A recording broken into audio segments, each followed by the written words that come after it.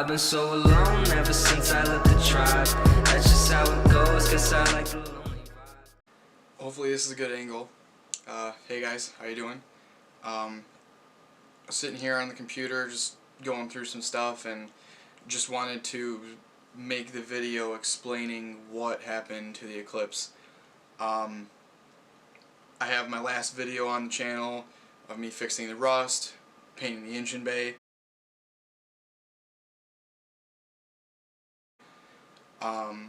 Basically it broke down like this. I was in a crunch to get the car done because I wanted to be able to drive it to school before I graduated, because I brought it home and finished the engine bay paint and everything. Of course, people interrupting me in the middle, right? I wanted to get it done, and so I recorded stuff, but I did not edit or anything, right? So I have some video of it being done. A lot of it's like on my cell phone, so it's like, you know, it is what it is video. So brought it home. You guys saw I finished painting the bay. A couple weeks later, when I got the motor finished up, picked up the motor, brought it home.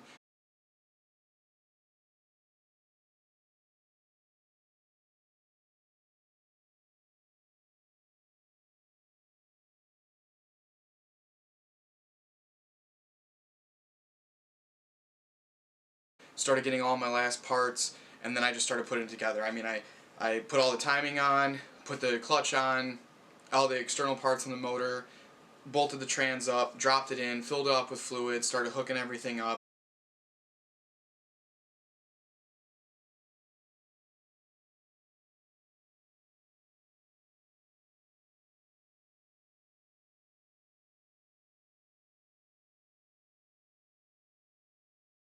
That took a couple days of work. Most of it was done in a weekend, and got all that together. And I think it was a weekend after I finally finished everything. Go to fire it up, nothing. Aw, are you serious? Are you screwing with us right now? No, I swear to God. Is it in neutral? You have the clutch in? Yup. Damn. So I had to deal with a couple things that stopped me. Everything was hooked up, everything was working. You turn the key, you hear the fuel pump, everything came on, all the gauges worked, and when you turn the key, it would just, nothing would happen. You turn it and you hear it click. You'd hear the starter relay click, and that's it. Come to find out, it was just the wire that runs from the ignition to the starter got broken somewhere in the time that I took it apart and put it back together, probably from whatever. If the harness got caught on something, or no big deal, I just ran a new wire and then it worked, so then fired it up, right? At first it freaked me out because the car is all brand new and new starter, new everything, and nothing happened, right? I was freaked out that I ruined something, but it was pretty simple fix. So fixed that, boom, started running. I don't know, that's the problem. I think it's misfiring. No, I think it's misfiring. I swear to God, I think it's misfiring. Somebody, no, please, somebody look. Check the wires in there.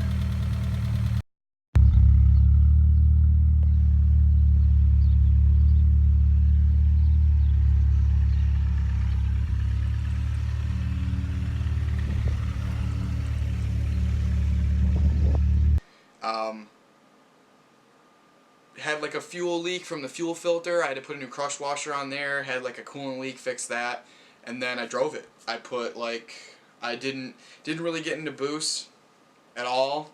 I mean, I stayed under 3K for the first like 500 miles, changed the oil, and then kept going. Put want to say almost 1,100 miles on the car. Then started getting to boost a little bit more.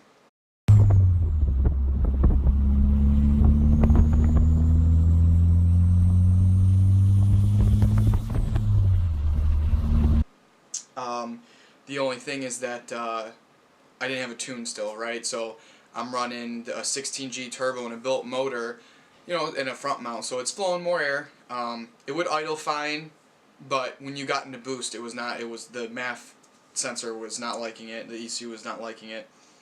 it would buck or cut or fuel cut.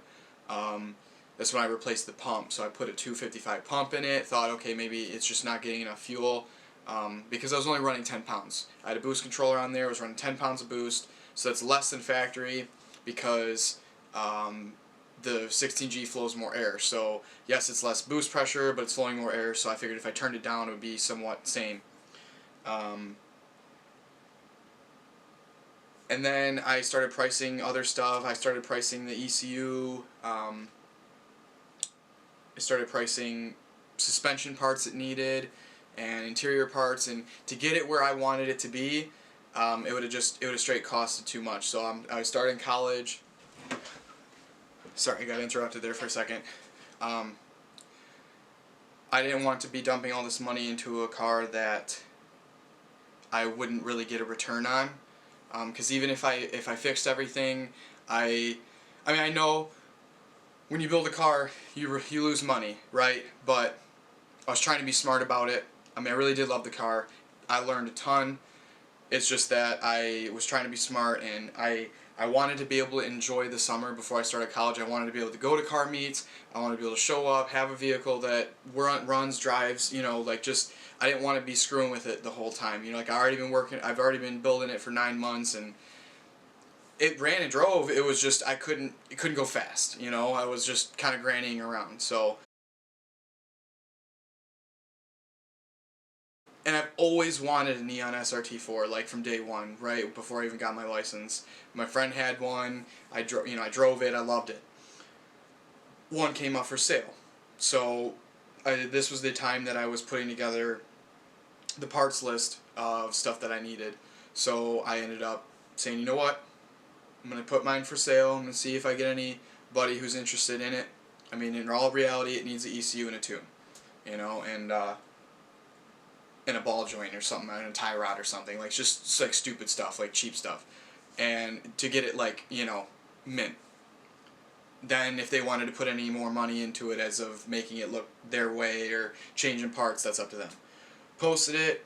Couple weeks later, or a week later, a couple people looked at it. Finally had somebody who was interested. A couple weeks later, bought it. What I was asking for it, I mean, I ended up breaking even on the car. I'm not going to disclose numbers, really, honestly. I don't feel like that. But I did break up even on the car, money-wise, and I had a little bit of money saved up already, and the Neon was in my price range. The Neon is an 04, so several years newer. When I bought it, it had like 86,000 miles on it, so it is a swap car, but in reality, like, I'll explain that in a minute, but either way, the mileage was way less no matter what. My Eclipse had 168,000 miles on the chassis, and motor was new, and trans was probably not new. I mean, it may have been rebuilt, whatever, right? I didn't touch it, I just put it back in there because it worked. So, it could have been the factory one, so trans probably had that amount of miles. The Neon, it may have not, like, the Neon still has, like, close to around 100,000 miles, right, between that car being swapped and everything. So still less miles, way cleaner. Like, this Neon has no rust whatsoever. There's one little spot on the rear quarter. Otherwise, like, the under chassis is mint.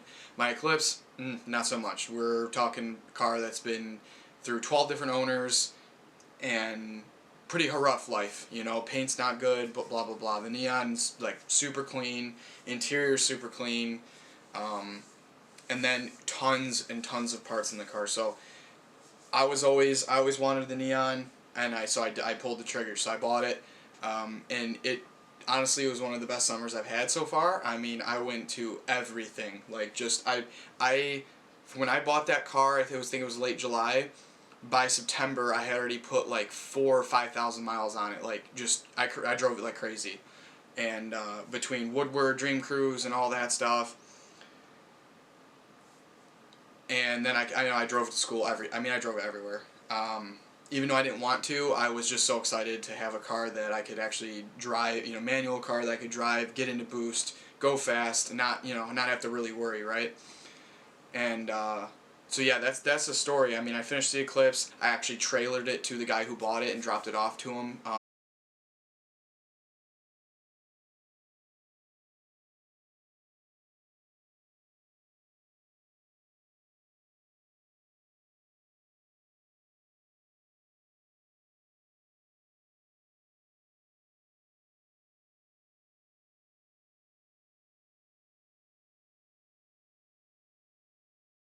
just because he wasn't able to do that, and it would have drove, but I felt safer to just drop it off for him. You know, as part of the deal we worked out, you know, to get my asking price, I just trailered it to him. Which we're still in contact, and he ended up buying the ECU and started, you know, messing with it. So I'm actually probably gonna go work on it with him, which is cool. You know, to still have contact with somebody that bought your car like that. Like, I'm still gonna be involved in it. So I may have more video on that, you know, and so the life of that car isn't dead. Maybe one day when I'm in a better position, maybe I'll buy it back, maybe I'll find another one, because I do really want to do, I really wanted to all-wheel drive swap it. I wanted an all-wheel drive GSX. I mean, I had a GST, it was front-wheel drive, so it, maybe down the road, right? But I'm super happy with the Neon as it is now. I'm going to do a reveal video on that car soon. Well, maybe not soon, just as fast as I can. The weather is terrible outside. As everybody knows, like, we're having a cold front. I mean, it's below, you know, below freezing. It's been below freezing for weeks, but now, like, with wind chill, it's like -20s, you know. And I'm not about to go out there and do video of the car in this weather because the car's put away. I didn't want to drive it in the snow. I didn't want to drive it in the salt, and I haven't. Plus, I want to start my winter upgrades, so probably I'm going to just do the winter upgrades and make videos on that, and then make a review video, like a reveal of like a walk around, you know, everything that's done to it. That's probably what I'm going to do. So it won't be so much in order, but I hope you guys can understand that, like, the car's put away and it's snowy, salty, nasty. I wouldn't be able to make the reveal video, geez, I can't speak, like I would want it to be. So I'm going to wait until it gets a little bit warmer outside to make it how I want it to be.